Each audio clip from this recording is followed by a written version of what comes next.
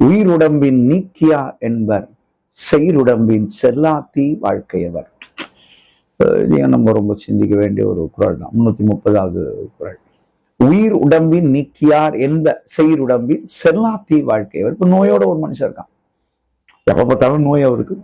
அதாவது வாரத்துல ஒரு 4 நாள் அவரு இதுலதான் இருப்பார், மருத்துவமனையில தான் இருப்பார், வீட்டுல இருமினே இருப்பார், ரொம்ப கஷ்டம். அப்படின்னா வள்ளுவர் இதை என்ன பாக்குறாருன்னா, பல உயிர்களை இவன் உடம்பில் இருந்து நீக்கிய ஒருவனாக வாழ்ந்திருக்கிறான். அதனுடைய விளை பயன் இந்த நிலையிலே அவன் எப்பொழுதும் நோய் உடம்பாக இருக்கிறான். இப்ப என்ன அர்த்தம்? பிற உயிர்களை கொள்ளுதல்.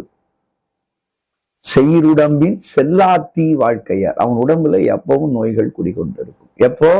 உயிர் உடம்பில் இருந்து நீக்கக்கூடிய வன்மையாளர் இல்லையா? இந்த மாதிரி மனிதனாக நீங்கள் மாறிவிடாதீர்கள். பிற உயிர்களை நீங்கள் எடுக்காதீர்கள். எந்த உயிரை எடுக்கவும் அழிக்கவும் நமக்கு உரிமை இல்லை. ஒவ்வொரு உயிரும் வாழ்வதற்கான உரிமை இந்த புவியிலே உண்டு. நீங்கள் இறைவன் படைப்பு என்றாலும் சரி, இயற்கை படைப்பு என்றாலும் சரி, அந்தந்த உயிர் சுதந்திரமாக வாழ்வதற்கு உண்டான உரிமை அங்கே இருக்கிறது.